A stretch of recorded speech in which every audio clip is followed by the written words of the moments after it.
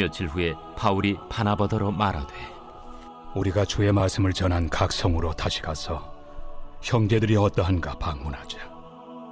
마가라 하는 요한도 데리고 가자. 바울은 밤빌리아에서 자기들을 떠나 함께 일하러 가지 아니한 자를 데리고 가는 것이 옳지 않다 하여 서로 심히 다투어 피차 갈라서니, 바나바는 마가를 데리고 배 타고 구부르러 가고, 바울은 실라를 택한 후에 형제들에게 주의 은혜의 부탁함을 받고 떠나 수리아와 길리기아로 다니며 교회들을 견고하게 하니라.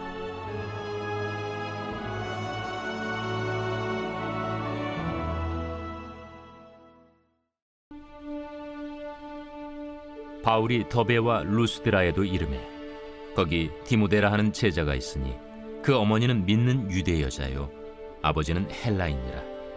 디모데는 루스드라와 이고니온에 있는 형제들에게 칭찬받는 자니, 바울이 그를 데리고 떠나고자 할새 그 지역에 있는 유대인으로 말미암아 그를 데려다가 할례를 행하니, 이는 그 사람들이 그의 아버지는 헬라인인 줄 다 알미러라. 여러 성으로 다녀갈 때에 예루살렘에 있는 사도와 장로들이 작정한 규례를 그들에게 주어 지키게 하니, 이에 여러 교회가 믿음이 더 굳건해지고 수가 날마다 늘어가니라.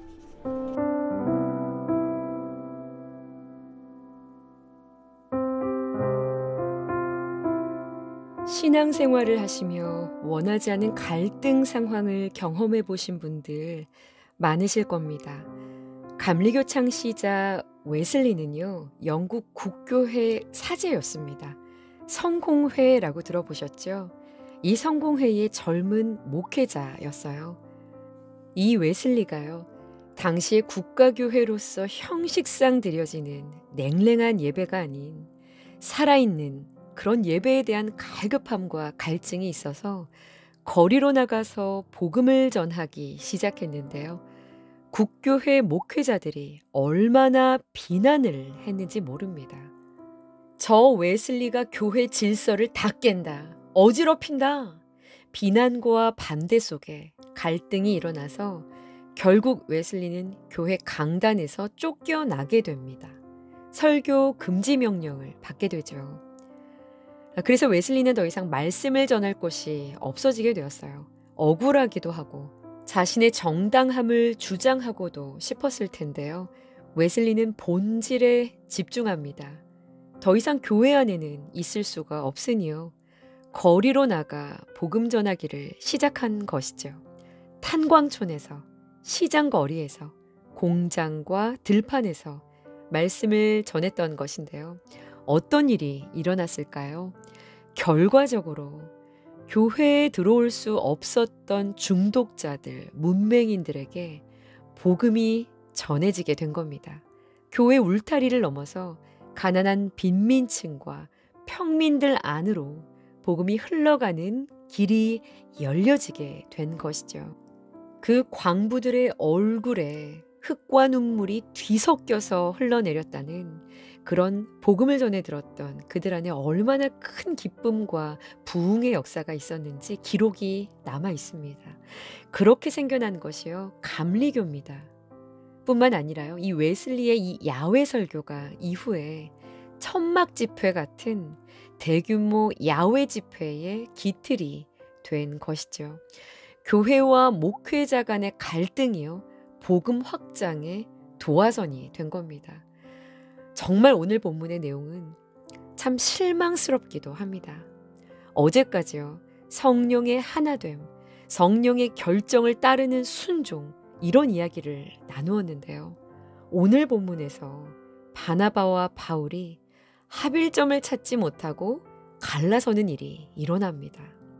여러분, 바울과 바나바가 어떤 사람들인가요? 사도행전 13장 2절을 보시면 성령께서 복음을 위해 따로 불러세운, 성령께서 친히 세운 전도팀원 아닌가요? 바나바는 지혜와 성령이 충만해서 칭찬을 받았던 사람이고, 바울을 예루살렘 공동체가 받아주도록 다리 역할을 했던 사람입니다. 신앙은 말할 것도 없이 보장된 사람이었던 것이죠. 안디옥에 믿는 자들이 많아지니 예루살렘에서 파송했던 자가 바로 이 바나바 아니었습니까? 바울과 1차 선교 여행을 함께 다녀왔고요. 이방인들이 구원을 받는 기적의 현장에서 표적과 기사가 나타나는 것을 바울과 함께 경험하며 어찌 보면 바울을 바울 되게 하는 일에 가장 큰 조력자였다 해도 과언이 아닐 겁니다. 바울의 신앙은 역시 더 말할 것도 없죠. 자, 그런데 이 둘 사이에 다툼이 일어난 겁니다. 자, 그것은요, 37절에 마가를 다시 전도 여행에 데리고 갈 것인가 하는 문제 때문이었어요. 이 마가가 바나바의 조카죠. 성경에 자세히 다루고 있지는 않지만 바나바는 이 마가를 데려가려고 힘을 썼다라고 기록하고 있습니다. 자, 그런데 바울은요, 전도 여행 중간에 돌아간 마가를 데려가는 것은 옳지 않다라고 주장을 했던 것이죠. 그러니 39절을 보세요. 서로 심히 다투어 피차 갈라서니 탑 리더들 사이에 심한 싸움이 일어나서 서로가 갈라지기를 원했던 겁니다.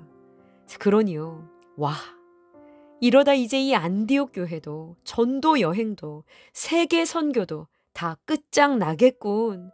이런 생각이 들었던 사람들이 이 둘 사이에 껴서 이들을 하나 되게 하려고 애쓰기도 하지 않았을까요?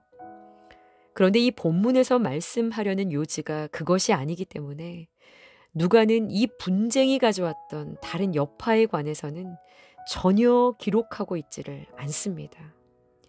대신요, 이 다툼이 가지고 온 결과를 기록하고 있어요.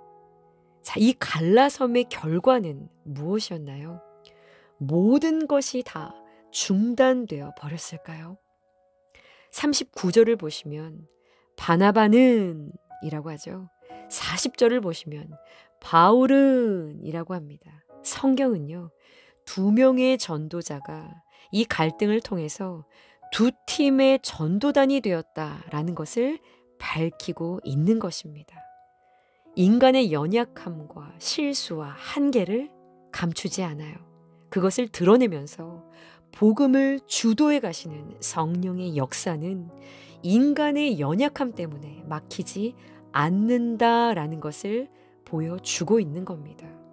오히려 성령께서는요, 이 인간적인 갈등 위에 일하셔서요, 오히려 복음이 두 방향으로 더욱 확장되어져 가도록 선을 이루어 가셨다라는 것입니다. 물론 성경은요, 이 신앙의 거장들 사이에서 일어난 이 갈등 문제 역시도 회복이 있었을 것이라는 여지를 보여줍니다. 디모데후서 4장에 훗날 바울이 이 바나바의 조카 마가를 데려오라고 그가 나의 복음 사역에 유익하다라고 부탁하는 말씀을 기록합니다. 이 마가를 두고 바울도 성장해가는 시간이었을 거예요. 또 하나님의 역사를 깨닫는 배움의 과정이 되기도 했을 겁니다. 빌립보서 1장에는요, 훗날 바울이 이런 고백을 하죠. 어떤 사람은 투기와 분쟁으로, 또 어떤 사람은 착한 뜻으로 그리스도를 전파하니 그러면 무엇이냐? 무슨 방도로 하든지 전파되어지고 있는 것은 그리스도니 이로써 나는 기뻐하고 기뻐하리라. 일련의 사건들을 회상하며 모든 것이 복음을 위한 하나님의 섭리 안에 있었다는 것을 고백하게 된 겁니다.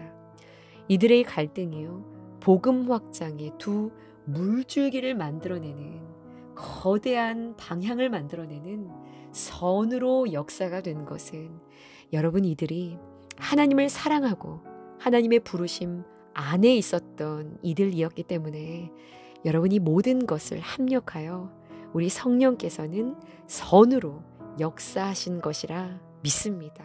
오늘 묵상 질문입니다. 교회를 견고하게 세워가시는 주님을 신뢰하며 오늘 내가 순종해야 하는 것은 무엇인가요? 사람 안엔 여전히 갈등의 문제가 있지만 오늘 본문 16장 5절은요. 여러 교회의 믿음은 더 굳건해져 가고 그 수가 날마다 늘어갔다라고 기록합니다. 이 말씀이 얼마나 위로가 되는지 모르겠어요. 갈등마저도 들어쓰시는 하나님의 두 손에 우리의 힘으로 해결할 수 없는 모든 갈등과 연약함의 문제들을 내려놓고 오직 주의 은혜만을 구하는 그런 하루가 되기를 간절히 기도합시다. 함께 기도하겠습니다. 갈등과 상처 속에서도 일하시는 하나님을 찬양합니다. 그러나 아프실 주님의 마음을 헤아리며 한없이 눈물 흘립니다. 주여, 우리 인생의 상처와 아픔, 갈등과 분쟁의 문제를 주님의 두 손에 올려드립니다. 어떠한 상황에서도 멈추어지질 않는 복음의 역사를 위해 할 수만 있다면 주님의 마음에 합한 자로 쓰임받는 우리의 인생들이 되도록 주여 우리를 긍휼히 여겨 주옵소서. 예수님의 이름으로 기도합니다. 아멘.